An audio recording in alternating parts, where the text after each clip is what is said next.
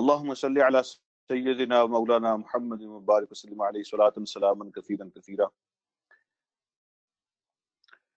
اللہ رب العالمین نے ارشاد فرماتے ہیں، ویسے تو غزوہ احد کی بات ہو رہی ہے، لیکن غزوہ احد کے اندر اللہ پاک نے غزوہ بدر کا ریفرنس دیا ہے کہ اس کے ریفرنس کے اور حوالے کے ساتھ اللہ رب العالمین نے غزوہ احد کی بات فرمائی ہے۔ اور اللہ فرماتے ہیں وَلَقَدْ نَصَرَكُمُ اللَّهُ، اور مدد کر چکا ہے تمہاری اللہ تعالی، اور اللہ تمہاری مدد کر چکا ہے بے بدرن، بدر کی لڑائی میں، وَأَنْتُمْ أَذِلَّةٌ، اذلہ یہ ذلیل کی جمع ہے، اور ذلیل کا معنی ہوتا ہے کمزور۔ یہ جو ہم پنجابی یا اردو میں ذلیل استعمال کرتے ہیں، یہ عربی کے ذلیل کا معنی یہ نہیں ہے، لیکن اس معنی میں بھی استعمال ہوتا ہے۔ جو اردو میں ہم ذلیل کا معنی کرتے ہیں اس معنی میں بھی عربی میں استعمال ہوتا ہے، اور کمزور کے معنی میں بھی استعمال ہوتا ہے۔ کمپیریٹیولی دوسرے کے مقابلے میں جب بندہ کمزور ہوتا ہے تو اس کے لیے بھی اذلہ اور ذلیل کا لفظ استعمال ہوتا ہے۔ عاجزی اور انکساری کے لیے بھی ہم یہ لفظ استعمال کرتے ہیں۔ اللہ فرماتے ہیں کہ اللہ رب العالمین تمہاری مدد کر چکے ہیں بدر کی لڑائی میں جب تم کمزور تھے۔ فاتقوا اللہ لعلکم تشکرون، سو اللہ سے ڈرتے رہو تاکہ تم احسان مانو اس کا، تاکہ تم اس کا شکریہ ادا کرو۔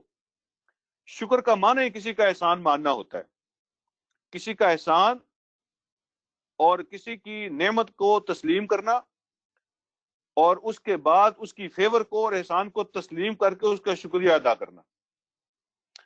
تو اللہ فرماتے ہیں فاتقوا اللہ، کافروں سے نہ ڈرو، اللہ سے ڈرو، لعلکم تشکرون، تاکہ تم احسان مانو اللہ رب العالمین کا، شکریہ ادا کر سکو اللہ رب العالمین کا۔ اس کے بعد جو اگلی آیت ہے اللہ فرماتے ہیں اذ تقول للمؤمنین، جب آپ مومنوں سے کہہ رہے تھے،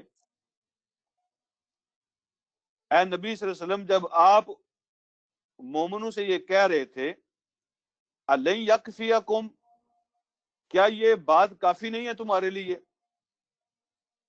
یکفیکم، تمہیں کافی نہیں ہے؟ الن یکفیکم، کیا یہ کافی نہیں ہے تمہارے لیے؟ ان یمدکم، کہ تمہاری مدد کے لیے بھیجے، ربکم تمہارا رب، بثلاثۃ آلاف، 3000 من الملائکۃ، فرشتے، منزلین، اترنے والے، جن کو اتارا جائے، جن کو بھیجا جائے۔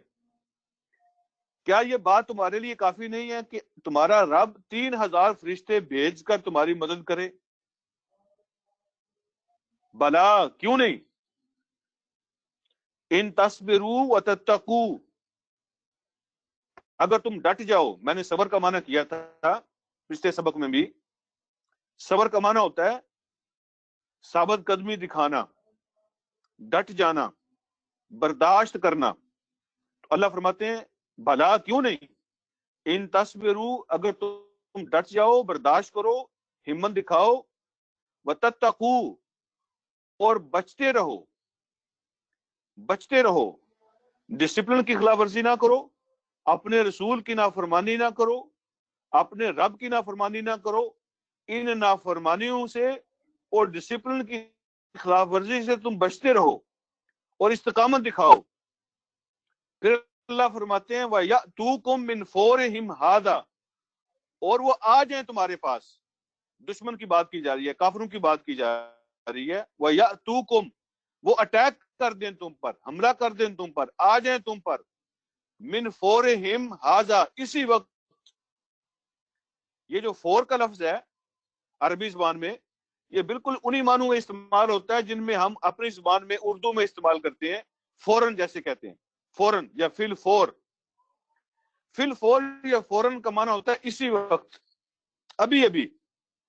اللہ فرماتے ہیں کیوں نہیں، اگر تم ثابت قدمی دکھاؤ اور ڈسپلن کی خلاف ورزی نہ کرو، اپنے رب اور اللہ کے رسول کے حکم کی خلاف ورزی نہ کرو، وَيَأْتُوكُم مِّن فَوْرِهِمْ هَٰذَا، اور تمہارا دشمن ابھی تم پر اٹیک کر دے، ابھی اسی وقت تم پر اٹیک کر دے، تو پھر کیا ہوگا؟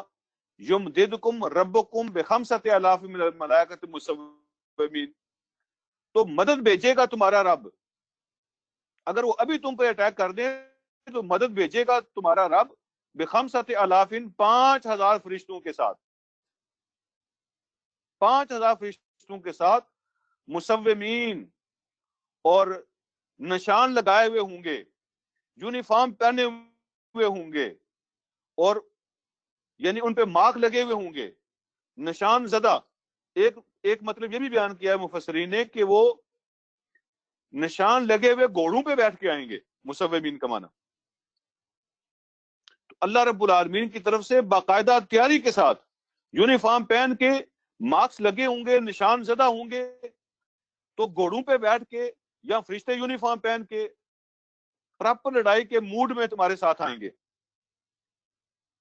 اب اگلی آیت پڑھ لیں، اس کے بعد میں اس کی وضاحت کرتا ہوں کہ کیا یہ 3000 یا 5000 اللہ رب العالمین نے فرشتے نازل فرمائے تھے یا اس کی ضرورت نہیں پڑی تھی؟ اللہ فرماتے ہیں وَمَا جَعَلَهُ اللَّهُ إِلَّا بُشْرَىٰ لَكُمْ، نہیں بنایا ہے اس کو اللہ نے تمہارے لیے، یعنی اس بات کو، اس وعدے کو جو اللہ رب العالمین نے پہلے 3000 کا اور پھر 5000 کا جو وعدہ کیا ہے، تو نہیں بنایا ہے اللہ نے اس کو تمہارے لیے الا بشرا لکم، سوائے خوشخبری کے۔ تو اللہ یہ جو خبر تمہیں سنا رہے ہیں یہ اصل میں تمہارے لیے خوشخبری کے لیے ہے، تمہاری خوشخبری کے لیے۔ اور دوسری ریزن اس کی کیا ہے، دوسری وجہ کیا ہے؟ وَلِتَطْمَئِنَّ قُلُوبُكُمْ بِهِ، تاکہ مطمئن ہو جائیں، سکون حاصل کریں تمہارے دل اس کی وجہ سے، اس خبر کی وجہ سے اور اس مدد کی بات کی وجہ سے، تمہارے دلوں کو سکون ملے، اطمینان ہو جائے، اور پھر اللہ رب العالمین تمہیں خوشخبری سنانا چاہتے تھے، اس لیے اللہ پاک نے یہ وعدہ تم سے کیا۔ پھر اللہ فرماتے ہیں وَمَن نَصْرُ إِلَّا مِنْ عِنْدِ اللَّهِ، اور نہیں آ سکتی مدد سوائے اللہ کے پاس سے۔ تو مدد صرف اللہ کے پاس سے آتی ہے، کوئی اور سورس نہیں ہے، کوئی اور جگہ نہیں ہے، اور کوئی اور طریقہ نہیں ہے اللہ رب العالمین کے علاوہ تمہاری مدد کا۔ وَمَن نَصْرُ إِلَّا مِنْ عِنْدِ اللَّهِ، اور نہیں آ سکتی مدد مگر اللہ رب العالمین کے پاس سے، العزیز الحکیم، جو سپریم اور زبردست ہے اور اس کا ہر فیصلہ حکمت کے مطابق ہوتا ہے۔ اب یہ سمجھ لیں کہ اس میں اختلاف ہے مفسرین کا۔ کچھ لوگوں کا کہنا یہ ہے کہ اللہ رب العالمین نے پہلے 3000 فرشتے بھیجے تھے اور اس کے بعد پھر 5000 کر دی تھی ان کی تعداد، لیکن کچھ مفسرین کا کہنا یہ ہے کہ آیت نمبر 126 کے اندر اللہ نے یہ بات بتا دی ہے کہ یہ جو فرشتوں کے آنے کی خبر تمہیں سنائی ہے یہ خوشخبری ہے تمہارے لیے، تاکہ تم مطمئن ہو جاؤ کہ اللہ نے تمہیں چھوڑا نہیں ہے، اور اللہ تم سے نعوذ باللہ غافل نہیں ہوا اور اپنے وعدے کو بھولا نہیں ہے، لیکن اس کی ضرورت نہیں پڑی تھی 3000 فرشتوں کی یا 5000 فرشتوں کی ضرورت نہیں پڑی تھی۔ تو جو بنیادی وعدہ تھا اللہ رب العالمین کا وہ 1000 فرشتوں کا تھا۔ تو جو دوسرے دونوں وعدے ہیں 3000 والا اور 5000 والا وہ مشروط ہیں کہ اگر مسئلہ بنے گا، اگر ضرورت پڑے گی تو اللہ رب العالمین کی طرف سے یہ آفر موجود ہے اور اللہ کی طرف سے یہ وعدہ موجود ہے، اور جو انشاءاللہ پورا ہوگا۔ اس لیے اللہ رب العالمین کی طرف سے جو 1000 فرشتے آئے تھے غزوہ بدر کے اندر، اس کے بعد 3000 کی ضرورت نہیں پڑی، اس کے بعد 5000 کی ضرورت نہیں پڑی۔ اللہ رب العالمین نے اہل ایمان کے ہاتھوں کفار کو شکست دلوائی ہے، لیکن فرشتوں کی وہاں موجودگی خوشخبری کے لیے، ان کی تسکین کے لیے، دعائے رحمت کے لیے اور مدد کے لیے تھی۔ تو کافروں کے مقابلے میں مسلمان کافی ہو گئے تھے، اور اللہ رب العالمین کو ہمت اور حوصلہ عطا فرمایا تھا، اور اللہ رب العالمین نے صحابہ کرام کے ہاتھوں سے ہی کفار کو شکست دی تھی۔ لیکن یہ فرشتوں والی خبر جو ہے اللہ رب العالمین نے بشرا اور اطمینان، دو باتیں اللہ نے فرمائی ہے، بشرا اور اطمینان، ایک خوشخبری اور دوسرا تمہارے دلوں کی تسکین، اس کے لیے اللہ رب العالمین نے یہ وعدہ فرمایا۔ اور اس کے بعد اللہ فرماتے ہیں کہ میں نے ایسا کیوں کیا کہ تمہیں دشمن کے آمنے سامنے کر دیا۔ یہ کئی دفعہ ایسی آزمائشیں کیوں آتی ہیں کہ تمہیں لڑائی کے میدان میں بھی اترنا پڑتا ہے، تمہیں قربانیاں بھی دینی پڑتی ہیں، جان و مال کا نقصان بھی ہوتا ہے اور یہ لڑائیاں ہو جاتی ہیں اور اللہ رب العالمین دونوں لشکروں کا آمنا سامنا کر دیتے ہیں. ایسا کیوں ہوتا ہے؟ اللہ فرماتے ہیں لِيَقْطَعَ طَرَفًا مِّنَ الَّذِينَ كَفَرُوا. لِيَقْطَعَ کا معنی ہوتا ہے کاٹ دینا، قطع کر دینا. طرفن کا معنی ہوتا ہے ایک سائڈ، طرف. اس کو ہم اپنی زبان میں بھی استعمال کرتے ہیں. تاکہ اللہ رب العالمین ہلاک کر دے، کاٹ ڈالے کافروں کی ایک سائڈ کو، من الذین کفروا، ان میں سے جنہوں نے کفر کیا. تاکہ اللہ رب العالمین کافروں کی ایک تعداد کو ہلاک کر دے، ان کی ایک سائڈ کو کاٹ ڈالے اور ان کو ہلاک کر ڈالے. او یک بیتہم، یا اللہ ان کو ذلیل و خوار کر دے، اللہ ان کو ناکام و نامراد کر دے، ذلیل و خوار کر دے. اگر وہ پہلی بات تو یہ ہے کہ ان کا نقصان ہوگا، وہ مارے جائیں گے. لِيَقْطَعَ طَرَفًا، ان کی ایک سائڈ کٹ جائے گی، وہ ہلاک ہو جائیں گے. دوسری بات یہ ہے او یک بیتہم، اگر وہ ہلاکت سے بچ بھی جائیں گے تو شکست ہوگی ان کو، ذلت و رسوائی ان کا مقدر بنے گی. فَيَنْقَلِبُوا خَائِبِينَ، تو پھر وہ واپس پلٹیں گے ناکام و نامراد ہو کر، پھر وہ واپس مڑیں گے ناکام و نامراد ہو کر. اور آپ نے یہ بھی سنا ہے، میں نے پچھلے درس میں بھی یہ بات عرض کی تھی، اور آپ نے غزوہ احد کی سٹوری میں پڑھا بھی ہوگا کہ ایک وقت ایسا بھی آیا تھا جب حضرت خالد بن ولید رضی اللہ تعالیٰ عنہ اس وقت جو کفار کے لشکر کی کمان کر رہے تھے، وہ چکر لگا کر پہاڑی کے اوپر سے جب انہوں نے دوبارہ اٹیک کیا پیچھے سے، اور جو 50 صحابہ نبی علیہ الصلوۃ والسلام نے مقرر فرمائے تھے، ان میں سے زیادہ تر لوگ جو ہیں انہوں نے یہ سمجھا کہ جنگ ختم ہو گئی ہے، تو وہ بھی اپنی جگہ چھوڑ کے نیچے آ گئے تھے. کوئی 10 12 15 لوگ جو حضرت عبداللہ بن جبیر رضی اللہ تعالیٰ عنہ کے ساتھ رہ گئے تھے، جو کمانڈر تھے، تو انہوں نے مقابلہ کیا لیکن وہ شہید ہوئے. اور جب اچانک اٹیک ہوا تو اہل ایمان کو سمجھ نہیں آ رہی تھی کہ یہ کہاں سے لشکر اتنا بڑا آ گیا ہے، کہاں سے اٹیک ہو گیا ہے، یہ کوئی نئی آرمی آ گئی ہے کفار کی. وہ اس بات کے لیے تیار نہیں تھے ذہنی طور پر، وہ اپنے طور پر تو جنگ ختم کر چکے تھے، وہ تو سمجھ رہے تھے کفار بھاگ چکے ہیں، دشمن بھاگ چکا ہے، میدان خالی ہو چکا ہے. اور جب اچانک حملہ ہوا تو 70 صحابہ شہید ہو گئے. افراتفری کا عالم تھا، کسی کو سمجھ نہیں آ رہا تھا. اور حضور علیہ الصلوۃ والسلام کے بارے میں یہ افواہ پھیل گئی تھی کہ نبی علیہ الصلوۃ والسلام کو شہید کر دیا گیا. اور یہ خبر جو ہے اس نے رہی سے ہی کسر بھی نکال دی تھی. صحابہ کرام بہت بد دل ہوئے، ان کی ہمتیں جواب دینے لگی. اور ایک وقت ایسا بھی آیا کہ 3 4 صحابہ کرام کے سوا حضور علیہ الصلوۃ والسلام کے ساتھ کوئی نہیں تھا، اور وہ اپنے جسموں کی چھتری بنا کر حضور علیہ الصلوۃ والسلام کو اپنے حصار کے اندر حفاظت کے لیے اپنے نیچے لیے ہوئے تھے. جو بھی تیر آ رہے تھے، جو بھی تلواریں برس رہی تھیں، وہ صحابہ کرام کے جسموں پہ برس رہی تھیں، اور وہ حضور علیہ الصلوۃ والسلام کو اپنے حصار میں اپنی حفاظت میں لیے ہوئے تھے. اور پھر ایک وقت ایسا بھی آیا کہ پیچھے ہٹتے ہٹتے ایک نشیبی جگہ تھی، جیسے گڑھا سا بنا ہوا تھا چھوٹا سا، اور حضور علیہ الصلوۃ والسلام کو صحابہ کرام وہاں لے گئے. اور کچھ سیرت نگاروں نے لکھا ہے کہ پیچھے ہٹتے ہٹتے حضور علیہ الصلوۃ والسلام کا پاؤں پھسلا اور آپ اس گڑھے کے اندر جو ہے نا وہ چلے گئے. اور اللہ کی حکمت تھی اس میں، شاید زیادہ سیفٹی ہوگی جب بندہ نجی جگہ پہ آ جاتا ہے. صحابہ کرام کے لیے حضور علیہ الصلوۃ والسلام کا دفاع کرنا آسان ہو جاتا ہے. تو حضور علیہ الصلوۃ والسلام وہ نیچے والی جگہ پہ چلے گئے، پھر نظر نہیں آ رہے تھے، اوپر صحابہ کرام کی چھتری کی ہوئی تھی اپنے جسموں کی. تو افواہ پھیل گئی کہ حضور علیہ الصلوۃ والسلام کو شہید کر دیا گیا. اور حضور علیہ الصلوۃ والسلام نے وہ جو لوہے کی ٹوپی پہنی ہوئی تھی، اس کے جو ہے نا وہ بنی ہوتی ہیں، لڑیاں سی بنی ہوتی ہیں، چین لوہے کے بنے ہوتے ہیں تاکہ چہرے کی حفاظت ہو سکے، ماتھے کی سر کی حفاظت ہو سکے. تو اس پہ جب لگی تلوار حضور علیہ الصلوۃ والسلام کے، تو ایک جو کڑی ہے اس کی وہ ماتھے کے اندر چلی گئی تھی، اور سخت زخمی ہو گیا تھا آپ کا ماتھا یہاں سے، اور خون بہ رہا تھا. آپ کے چہرے مبارک پر بھی، سامنے والے حصے پر بھی خون بہ رہا تھا. اور حضور علیہ الصلوۃ والسلام کا ایک دندان بھی سامنے والا شہید ہو گیا تھا. اور جب خون بہ رہا تھا تو حضور علیہ الصلوۃ والسلام نے اس موقع پہ یہ بات ارشاد فرمائی تھی کہ وہ قوم کیسے کامیاب ہو سکتی ہے جس نے اپنے نبی کو لہو لہان کر دیا، جس نے اپنے نبی کو زخمی کر دیا. وہ قوم کیسے بچ سکتی ہے تباہی سے، وہ کیسے کامیاب ہو سکتی ہے. تو اللہ رب العالمین نے، مفسرین کا کہنا یہ ہے کہ اللہ رب العالمین نے اس بات کے جواب میں اگلی آیتیں نازل فرمائی تھی کہ اے نبی صلی اللہ علیہ وسلم، کسی کی ہدایت یا کسی کی گمراہی یہ آپ کے ہاتھ میں نہیں ہے، آپ کے کنٹرول میں نہیں ہے. کسی کی تباہی یا بربادی آپ کے کنٹرول میں نہیں ہے، یہ اللہ رب العالمین کے فیصلے ہیں. اللہ کب کسی کو توفیق نصیب فرما دے، اللہ کب کسی کے لیے رستے آسان فرما دے اور ان کے دل کی گرہ کھول دے، یہ اللہ رب العالمین کے قبضے میں ہے. اور جن کے بارے میں حضور علیہ الصلوۃ والسلام، جن قبیلوں کے بارے میں حضور علیہ الصلوۃ والسلام نے یہ بات ارشاد فرمائی تھی، اللہ رب العالمین نے ان قبیلوں کو توفیق عطا فرما دی تھی کہ لیٹر آن بعد میں وہ سارے مسلمان ہو گئے تھے. تو اللہ رب العالمین نے یہ بات ارشاد فرمائی کہ کسی کو ہدایت دینا یا کسی کو برباد کرنا یہ اختیار اللہ کا ہے اور یہ فیصلے اللہ کے ہیں، یہ آپ کے اختیار میں نہیں ہے.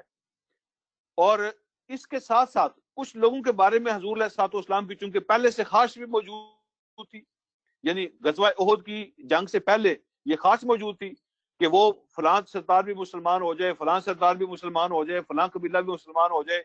آپ بڑی ہرس رکھتے تھے اس کے بارے میں، آپ کی بڑی خواہش اور کوشش بھی تھی. تو کچھ مفسرین کا کہنا ہے کہ اس کا بھی اللہ پاک نے جواب دیا.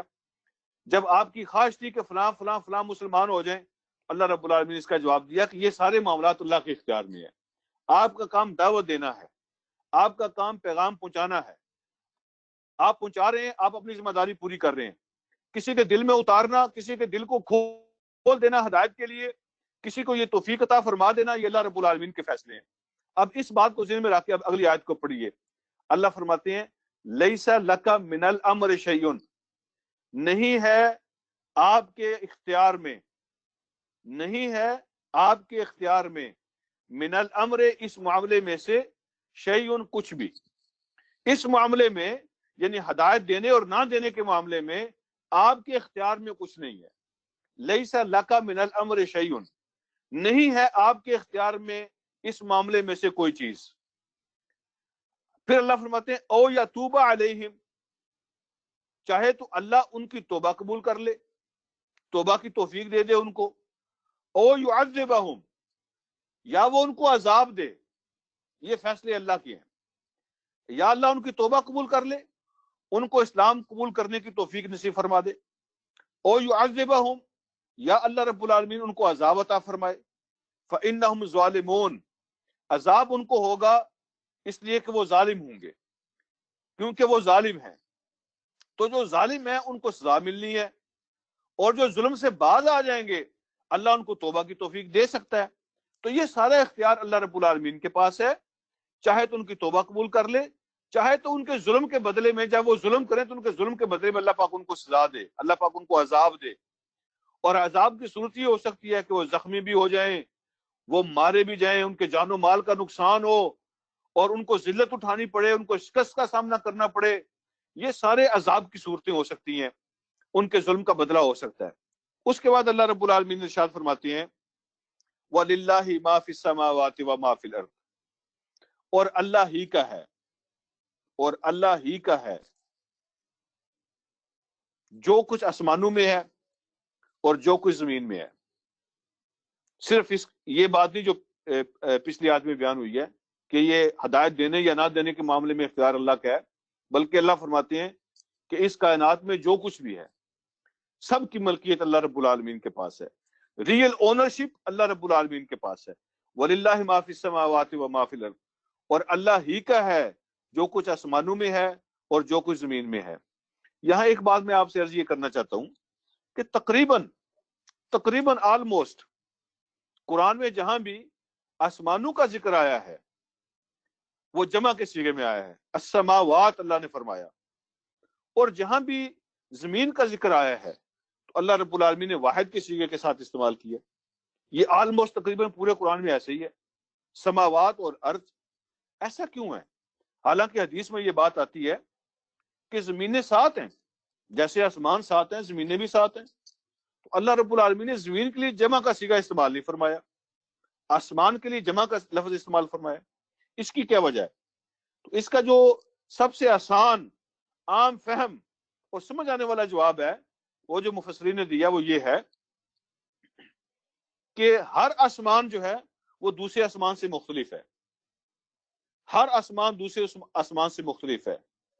اس کی سچویشن، اس کی صورتحال، ایک آسمان سے دوسرے آسمان کا فاصلہ، یہ ہر آسمان ایک نئی دنیا ہے، ہر آسمان ایک اس کی نئی سچویشن اور نئی صورتحال ہے. ایک آسمان کے بعد دوسرے آسمان کا فاصلہ کتنا یہ بھی کوئی نہیں جانتا اللہ کے علاوہ. تو اس لیے اللہ رب العالمین نے ہر آسمان کو الگ الگ سیپریٹ ان کو ذکر کیا ہے، اس لیے جمع کا صیغہ استعمال کیا. لیکن جو زمین کی کیفیت ہے، زمین کی جو تہیں ہیں وہ ایک دوسرے کے ساتھ ملی ہوئی ہیں اور اس کی سچویشن تقریباً ملتی جلتی ہے، اس کی شکل و صورت ملتی جلتی ہے، وہ ایک جیسی ہیں کم و بیش. اس لیے اللہ رب العالمین نے زمین کے لیے سنگل لفظ استعمال کیا ہے اور آسمان کے لیے جمع کا لفظ استعمال فرمایا ہے. آسمان 7 ہیں جیسے عام طور پہ مشہور روایات کے اندر بھی آتا ہے، اور زمینیں بھی 7 ہیں، لیکن چونکہ زمین کی جنس ایک جیسی ہے اور آسمانوں کی جنسیں الگ الگ مختلف ہیں، ہر کی صورتحال اپنی ہے، اس لیے اللہ رب العالمین آسمان کے لیے جمع اور زمین کے لیے واحد کا صیغہ استعمال کرتے ہیں. اس کے بعد اللہ فرماتے ہیں یغفر لمن یشاء، وہ معاف کر دیتا ہے، بخش دیتا ہے جس کے لیے چاہتا ہے، وَيُعَذِّبُ مَن يَشَاءُ، اور جس کے لیے چاہتا ہے وہ عذاب دیتا ہے، جس کو چاہتا ہے وہ عذاب دیتا ہے، جس کو چاہتا ہے وہ معاف کر دیتا ہے. اب اگر بات کو یہاں روک کے اس پہ غور کیا جائے تو ایک اور سوال ذہن میں پیدا ہوتا ہے کہ وہ جس کو چاہتا ہے معاف کرتا ہے، جس کو چاہتا ہے سزا دیتا ہے، پھر ہمارا کیا قصور ہے؟ کوئی بندہ کہہ سکتا ہے کہ اس میں میرا کیا قصور ہے؟ اس نے فیصلہ کر دیا میں جس کو چاہوں گا سزا دوں گا اور میں جس کو چاہوں گا بخش دوں گا. اب اگر فیصلے اللہ کی چاہت کے مطابق ہونے ہیں تو پھر ہمارا کیا قصور ہے؟ پھر اچھائی کرنے یا برائی کرنے کا کیا فرق پڑے گا؟ وہ کہتا ہے جس کو میں چاہوں گا عذاب دوں گا اور جس کو میں چاہوں گا بخش دوں گا. تو اس کا جواب دیا مفسرین نے، وہ فرماتے ہیں کہ جو اللہ کی چاہت ہے وہ کسی دنیا دار بندے کی چاہت کی طرح نہیں ہے کہ بس اس کا دل آ گیا کسی پہ تو معاف کر دیا، اور جس پہ غصہ آ گیا اس کو پکڑ لیا. حقیقت کو نہیں جانا، ریالٹی کو نہیں جانا، اصل صورتحال کیا ہے اس کو نہیں جانا، کسی کی رپورٹ نہیں لی، حق اور سچ جو ہے نا، سچ اور جھوٹ کو الگ الگ نہیں کیا، بس موڈ آیا تو پکڑ لیا، موڈ کیا تو چھوڑ دیا. تو اللہ رب العالمین کی چاہت ایسی نہیں ہے. اللہ رب العالمین کی چاہت وہ دلائل پہ ہوگی، علم کے مطابق ہے، دلیل کے مطابق ہوگی، ایویڈنسز کے مطابق ہوگی. اللہ رب العالمین کا جو نالج ہے وہ ایبسولوٹ اور ایکوریٹ ہے، اس میں کوئی کمی نہیں ہے، وہ مستقبل کی باتیں جانتا ہے. تو یہ جو فرمایا نا جس کو چاہے گا معاف کرے گا، جس کو چاہے گا عذاب دے گا، اس کی چاہت لاجک کے مطابق ہے، اس کی چاہت ایویڈنس کے مطابق ہوگی، اس کی چاہت حقیقت کے مطابق ہے. اس کے فیصلے ویسے نہیں ہوں گے، طبیعت اور موڈ کے مطابق نہیں ہوں گے، ریالٹی اور حقیقت کے مطابق ہوں گے. تو اس کی چاہت ایک عام بندے اور عام انسان کی چاہت کی طرح نہیں ہے، اس کی چاہت علم، ایویڈنس اور لاجک کی بیس پہ ہوتی ہے. اس کے بعد اللہ فرماتے ہیں واللہ غفور الرحیم، اللہ بخشنے والے اور مہربانی کرنے والے ہیں. عذاب تو وہ دے سکتا ہے، جب پکڑنے لگے تو انسانوں کے اتنے قصور ہوتے ہیں پکڑ سکتا ہے، لیکن اس کی رحمت غالب ہے کیونکہ وہ بخشنے والا اور رحم کرنے والا ہے، معاف کرنے والا اور رحم کرنے والا ہے. لہٰذا اس کی بخشش اور اس کی معافی اس کا غلبہ ہے، اس لیے وہ لوگوں کو مہلت دے دیتا ہے، ان کو چانس دیتا رہتا ہے. اس کے بعد جو ہمارا سبق ہے، اس سے اگلا سبق جو ہے وہ اس میں ایک نئی بات سٹارٹ ہو رہی ہے، اس لیے کہ غزوہ احد کے اندر جو مسلمانوں کی بظاہر نقصان اور شکست کی صورت بنی تھی، تو اس کے پیچھے جو مین ریزن ہے وہ ڈسپلن پرابلم تھی.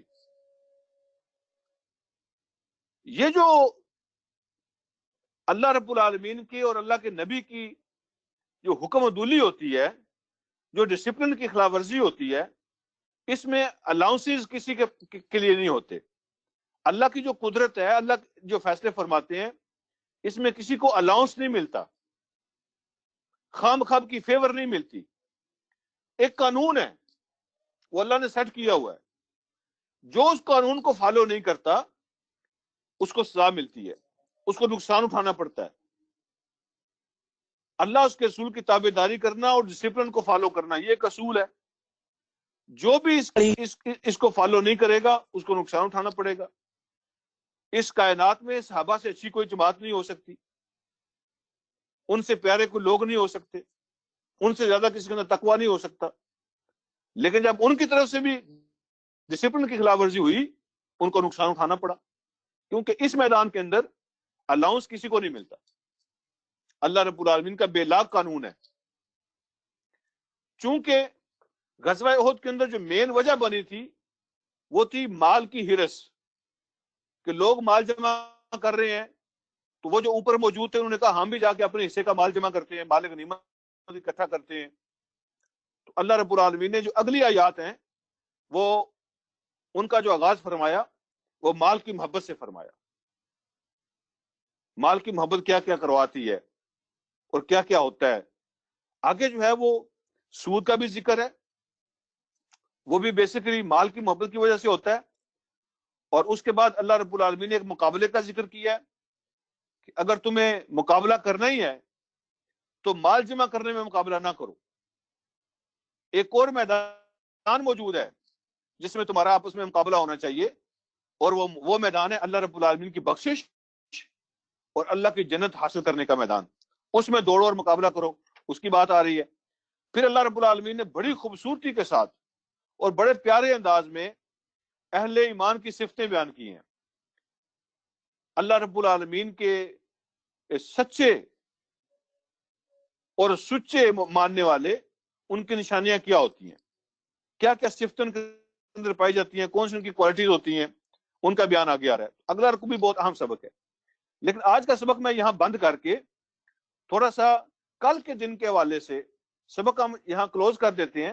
میں 10-12 منٹ لے کے اس کے بعد میں آپ کو انشاءاللہ بھرپور سوال کرنے کا موقع دوں گا. کل کا جو دن گزرا ہے وہ ہے 14 فیبروری.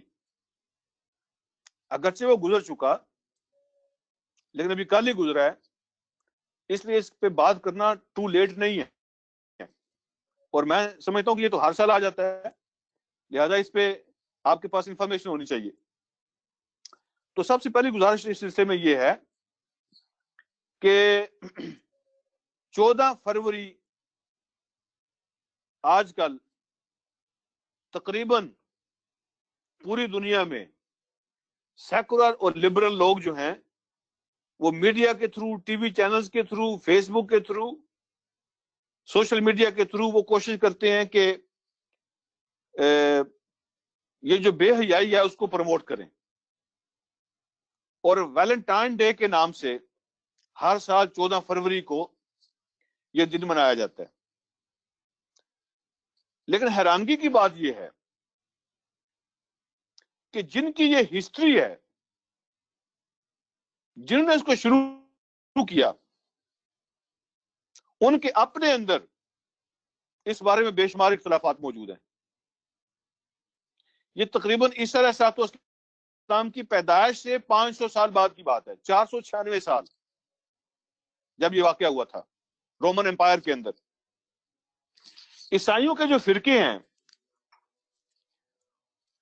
ان میں ایک فرقہ جس کو کہتے ہیں اینگلیکن چرچ. جو اینگلیکن چرچ ہے وہ ویلنٹائن ڈے کو مناتا ہے ایز اے فیسٹیول, ان کے کیلنڈر میں یہ شامل ہے. لیکن جو رومن کیتھولک ہیں, دنیا میں سب سے زیادہ آپ یوں سمجھیں کہ عیسائیوں میں جو مذہبی مانے جاتے ہیں رومن کیتھولک, اور یہ سب سے زیادہ مذہبی اعتبار سے کٹر ہیں عیسائیوں کے اندر. جو رومن کیتھولک ہیں ان کے آفیشل کیلنڈر کے اندر کہیں اس کا نام و نشان نہیں ہے.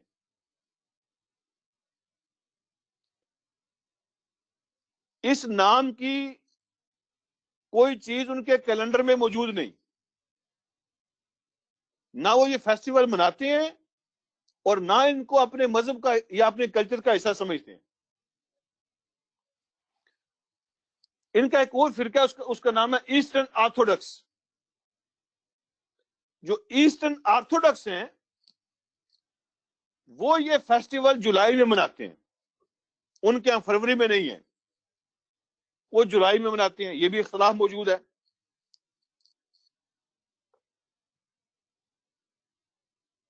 اور شروع میں وہ لوگ جو ویلنٹائن ڈے منایا کرتے تھے اپنی دکانوں پہ لا کے یہ سامان رکھا کرتے تھے، محبت کی نشانیاں جو تقسیم کرتے تھے، تو عیسائی لوگ ان کی دکانوں کو آگ لگایا کرتے تھے، ان کے سامان کو جلا دیا کرتے تھے، توڑ پھوڑ کیا کرتے تھے، احتجاج کرتے تھے، اور وہ کہتے تھے کہ یہ بے حیائی ہے، ہم اس کو سینٹ نہیں مانتے ویلنٹائن کو، ہم ان کو ہیرو نہیں مانتے، اس کو وہ ہمارے کلچر کا حصہ نہیں ہے، جو کچھ اس نے کیا تھا وہ ایک گندا آدمی تھا، ہم اس کو نہیں مانتے، یہ ہماری تہذیب نہیں ہے۔ لہذا وہ پروٹیسٹ کرتے تھے، دکانیں جلاتے تھے، ان کی سامان جلا دیتے تھے، یہ وقت بھی گزرا ان کی ہسٹری میں۔ لیکن حیرانگی کی بات یہ ہے، اللہ معاف فرمائے، کہ اس وقت عیسائیوں سے زیادہ مسلمانوں کے اندر اس کو پروموٹ کیا جا رہا ہے۔ ایک عام مزدور، ایک عام مسلمان مزدور، ان پڑھ آدمی، اس سے بھی آپ پوچھیں کہ یہ جو دل کے نقشے کا بلون بنا ہوتا ہے، غبارہ بنا ہوتا ہے، اس کا کیا مطلب ہے؟ اس سے پوچھیں کہ 14 فروری کو یہ سرخ رنگ کی جو چیزیں لوگ گفٹ دیتے ہیں، اس کا کیا مطلب ہے؟ شاید اس کو یہ پتا نہ ہو کہ وضو کیسے کرنا ہے، شاید اس کو پتا نہ ہو نماز کیسے پڑھنی ہے، شاید اس کو کلمہ بھی پورا نہ آتا ہو، شاید اس کو طہارت کا پتہ نہ ہو سکتا ہے حلال و حرام نہ جانتا ہو، یعنی اپنا مذہب، اپنا دین، اپنا کلچر اس کو پورا نہیں پتا، لیکن پھر بھی وہ ویلنٹائن ڈے کے بارے میں جانتا ہے، یہ سرخ غبارے اور سرخ پھول اور یہ سرخ جو تحفے ہوتے ہیں ان کے بارے میں وہ جانتا ہے۔ اس سے آپ اندازہ کریں کہ کتنی زبردست کمپین ہوتی ہے۔ اور زیادہ تر اب مسلمان ملک میں چل رہی ہے، بورڈ لگیں گے سڑکوں پر، بینر لگیں گے سڑکوں پر، جگہ جگہ جب ٹریفک لائٹس جو ہیں وہ بند ہوتی ہیں، اشارے بند ہوتے ہیں، تو ایک بھرمار ہوتی ہے چیزیں بیچنے والوں کی، وہ آپ کے سامنے آ جاتے ہیں۔ کسی نے بڑی اچھی بات کی ہے کہ ویلنٹائن جو تھا وہ تو ایک بدکار آدمی تھا، وہ تو ایک عاشق مزاج آدمی تھا، اس کے تو ایکسٹرا میریٹل ریلیشن تھے کسی کے ساتھ، ایکسٹرا میریٹل ریلیشن، ناجائز تعلقات۔ تو آج کل کے جو مسلمان ہیں وہ ایک جرم تو یہ کر ہی رہے ہیں کہ اس کا حصہ بن رہے ہیں، لیکن اس سے بڑھ کے وہ اس کی جسٹیفیکیشن دیتے ہیں، اس کی وضاحتیں پیش کرتے ہیں، اور وہ کہتے ہیں کہ دیکھیں یہ جو کسی کے ساتھ محبت ہوتی ہے یہ تو ایک سچا جذبہ ہوتا ہے، انسان کو ماں کے ساتھ محبت ہو سکتی ہے، انسان کو اپنی بہن کے ساتھ محبت ہو سکتی ہے، بیوی کے ساتھ محبت ہوتی ہے، تو جو آپ کے بلاؤڈ ون ہیں، جو آپ کے محبوب لوگ ہیں، جن سے آپ محبت کرتے ہیں، ان کے ساتھ اپنے جذبات کے اظہار آپ کر سکتے ہیں۔ تو بڑی اچھی بات کہی ہے کسی نے کہ اگر آپ ویلنٹائن کے بیک گراؤنڈ کو جانتے ہیں کہ وہ کون تھا، تو کیا اس بیک گراؤنڈ کے ساتھ آپ اپنی ماں کو کہہ سکتے ہیں کہ میں آپ کا ویلنٹائن ہوں؟ اس بیک گراؤنڈ کے ساتھ آپ اپنی سسٹر کو، ہمشیرہ کو کہہ سکتے ہیں کہ میں آپ کا ویلنٹائن ہوں؟ حتیٰ کہ اس بیک گراؤنڈ کے ساتھ آپ اپنی بیوی کو کہہ سکتے ہیں کہ میں آپ کا ویلنٹائن ہوں، اگر آپ کو اس کی ہسٹری کا پتہ ہے۔ اللہ کا شکر ہے کچھ لوگوں نے ہمت کر کے 14 فروری کو مقابلہ کرنے کے لیے حیا ڈے کے نام سے ایک تحریک لانچ کی ہے۔ حیا ڈے کے نام سے وہ کوشش کرتے ہیں کہ 14 فروری کو اس بے حیائی کو کاؤنٹر کیا جائے اور حیا کو پروموٹ کیا جائے۔ میں حیران ہوا، میں نے تھوڑی سی ریسرچ کی ہے، عربی کی جو لغت کی کتابیں ہیں میں نے ان کو کھولا ہے، میں نے ان کو چیک کیا ہے کہ یہ جو حضور علیہ الصلوۃ والسلام کا فرمان ہے کہ حیا ایمان کا شعبہ ہے، حیا ایمان کا حصہ ہے. اور یہ جو حضور علیہ الصلوۃ والسلام کا فرمان ہے کہ جس کے اندر سے حیا نکل جائے پھر بیریئر ختم ہو جاتے ہیں، پھر رکاوٹیں ختم ہو جاتی، پھر جو چاہے کرے، کوئی رکاوٹ باقی نہیں رہتی. یہ جو آپ نے فرمایا کہ اگر تم بے حیا ہو جائے تو جو چاہے کرے، تو یہ حیا چیز کیا ہے؟ میں نے اس کا روٹ چیک کرنے کی کوشش کی، میں نے ڈکشنری کھولی عربی کی، اس کے روٹ چیک کیے، اس کے میننگ کو چیک کیا. بڑی خوشگوار حیرت ہوئی کہ واقعتاً حیا کا کیا مقام ہے دین کے اندر، اور جب حیا نہیں رہتا تو پھر کیا کیا ہو جاتا ہے. میں نے تھوڑی سی ریسرچ کی تھی نا، وہ میں آپ سے شیئر کرتا ہوں. یہ جو لفظ حیا ہے نا، اس کا جو مادہ ہے، روٹ ورڈ ہے، جس لفظ سے یہ بنا ہے حیا، وہ ہے ہا یا ہائیا، ہا یا ہائیا، اس سے حیا بنا ہے. اور ہائیا جو ہے نا، اسی سے لفظ حیات بنا ہے. حیات تو آپ جانتے ہیں زندگی کو کہتے ہیں حیات، یعنی حیات کا اور حیا کا مادہ روٹ ورڈ ایک ہے. حیات کا اور حیا کا روٹ ورڈ ایک ہے. اور اس کا معنی پتہ ہے کیا ہوتا ہے؟ اس کا ایک معنی ہوتا ہے زندگی، اور اس کا ایک معنی ہوتا ہے احساس کی قوت. احساس کی قوت، اسی سے لفظ حیوان بنا ہے، جس کو ہم حیوان کہتے ہیں نا، حیوان. اس کو حیوان اس لیے کہتے ہیں کہ اس کے اندر قوت احساس ہوتی ہے، اس کے اندر حس ہوتی ہے. حیوان کو حیوان کہتے ہیں اس لیے کہ اس کے اندر احساس ہوتا ہے. جن کے اندر یہ احساس نہیں ہوتا ان کو حیوان نہیں کہتے. تو حیا کا یا حیات کا جو دوسرا معنی ہوتا ہے وہ ہے قوت احساس، ایموشن، جذبات، احساس. اور اس کا ایک معنی ہوتا ہے قوت عاقلہ اور قوت عاملہ، یعنی ایسی قوت جس کے ساتھ بندہ چیزوں کو سمجھتا ہے اور سمجھنے کے بعد پھر اس پہ عمل کرتا ہے. اس قوت کا نام ہے حیات اور حیا. اور جو لفظ حیا ہے، اس لفظ کا اپنا جو معنی بنتا ہے نا، it self literal meaning of حیا جو بنتا ہے وہ یہ ہے کہ کسی چیز کی گندگی کی وجہ سے دل اسے نفرت کرے. دل کے ساتھ کسی چیز کو ناپسند کرنا اس کے گندا ہونے کی وجہ سے، اس کو کہتے ہیں حیا. اور جب حیا نکل جائے، آپ سارے جو معنی میں نے بیان کیا ان کو ذہن میں رکھیں، تو پھر اس کا مطلب یہ بنتا ہے کہ جب حیا نکل جائے تو نمبر 1 زندگی ختم ہو جاتی ہے، وہ لوگ مردہ ہو جاتے ہیں.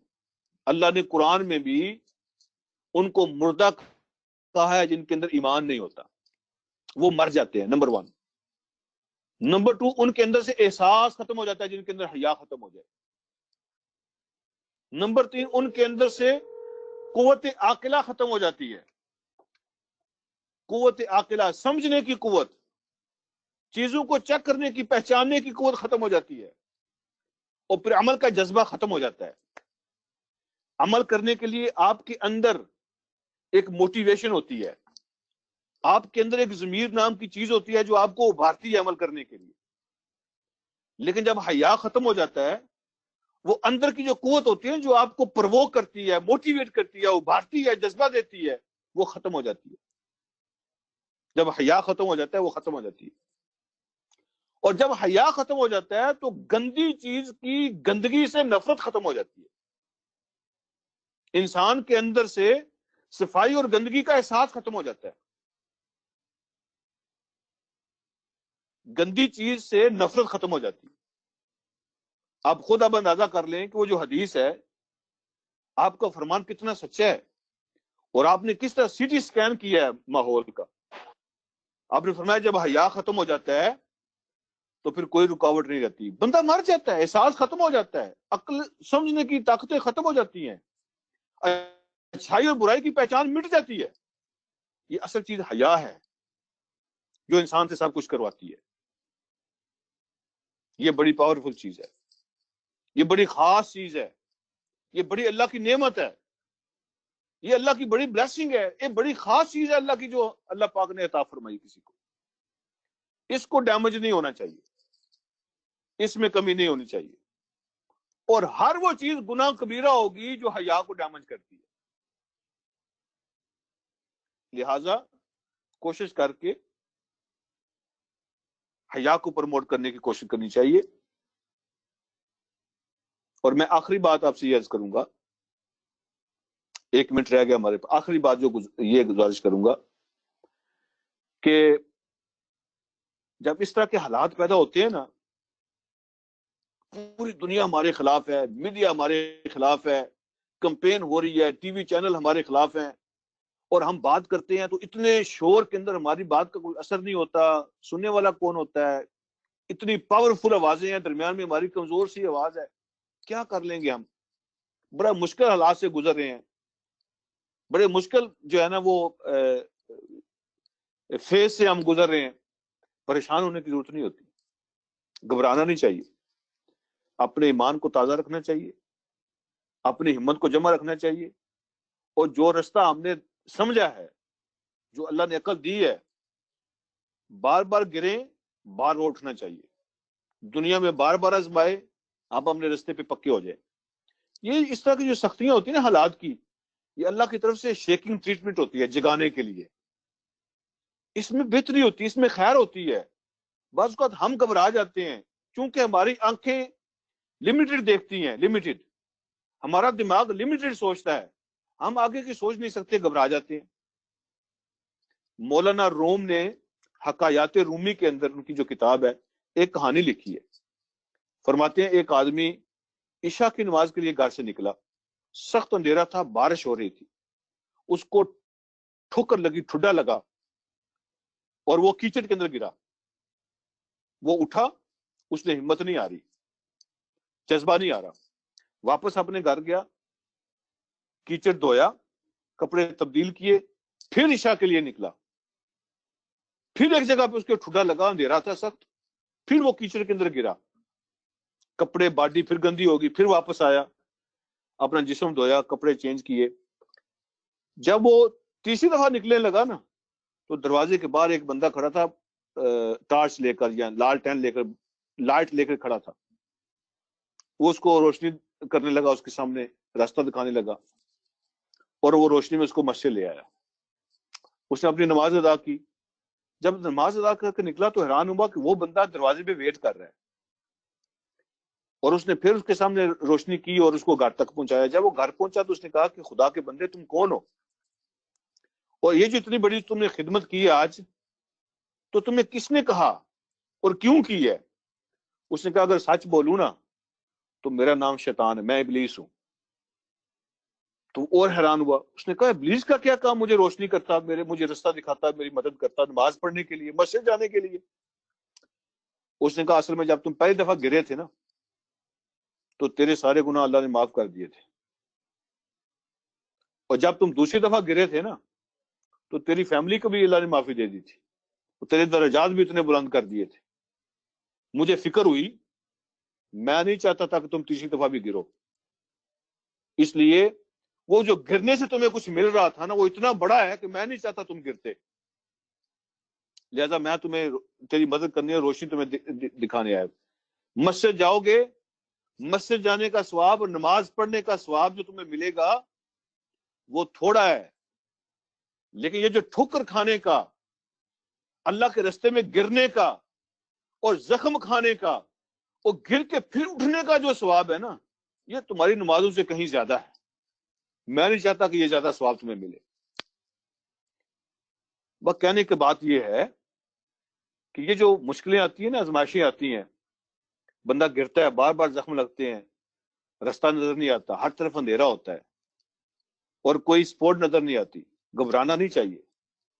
وہ بندہ سمجھ رہا تھا کہ پتہ نہیں آج کیا بات ہے, میں بار بار گر رہا ہوں, لیکن اس کو نہیں پتا تھا کہ میرا گرنا میرے لیے کتنا فائدے مند ہے. اس گرنے میں اللہ مجھے کتنا اٹھا رہے ہیں، اس کا کتنا فائدہ ہے. لہذا مایوس نہیں ہونا چاہیے، گھبرانا نہیں چاہیے. شر کے اندر سے اللہ خیر پیدا کرتے ہیں، ہمت دکھانی چاہیے. جو رستہ سمجھ آیا اس کو چھوڑنا نہیں چاہیے، اس پہ ہمت دکھانی چاہیے. اللہ مدد کرتے ہیں. اللہ مجھے اور آپ کو سمجھنے کے عمل کی توفیق عطا فرمائے. وآخر دعوانا الحمدللہ رب العالمین.